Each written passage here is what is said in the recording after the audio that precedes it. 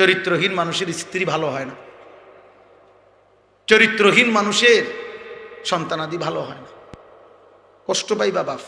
একদিন এই পাপের শাস্তি নিজে দুকে দুকে মরবা। আমি বললাম কসম আল্লাহর, এটা কিতাবের কথা। জিনা, ব্যভিচার, নারীর সাথে হারাম অসভ্যতা মানুষের বংশ নষ্ট করে দেয়। এখন তো বুঝতেছ না, মানুষের বেটি চাইতেছে। যেদিন দেখবা তোমার বিবাহিত স্ত্রী 2 নম্বর, তোমার মেয়ে 2 নম্বর, যেদিন দেখবা তোমার ছেলে লম্পট, সেদিন বুঝবা অপমান কাকে বলে, লজ্জা কাকে বলে। আজকে হয়তো তোমার দ্বারা তোমার বাবা লজ্জিত, তোমার বাবারে হয়তো কত মানুষে বলে যে আমনের ফুলাটা এরম। তোমার বাবা হয়তো তোমার গাদ্দারির কারণে ওই যে প্রতিবন্ধী হাসে,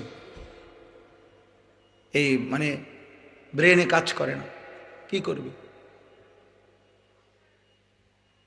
এই জন্য বললাম আজকে হয়তো তোমার বাবা লজ্জিত, হয়তো কত মানুষ বলে যে আমনের ফুলা গায়েরুম কা। এই বাবার বারবার হয়তো মাথাটা ছোট হয়ে যায়, হয়তো আয়সা ঘরে বিবির কাছে বলে যে ছেলেটার এই অসভ্যতা আমারে কত মানুষের সামনে বেইজ্জতি করল। তোমার এই চুল দেখা গাদ্দারের মতো তোমার বাবা ভয় পায়, মা ভয় পায়, ভাবে যে অসৎ ওই যেমনে গারফাক দিব, কি করে না করে বলা যায় না। যা পাত দিয়ে ফিসা দিয়ে ফির তার কপাল, যা আছে কপালে তার কপাল তে খাইব। আহারে, এর ভবিষ্যৎ কি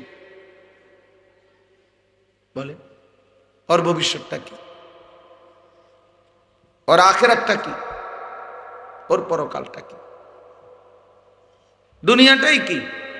মায়ের চোখের পানি দেখলে দুনিয়া কি হবে?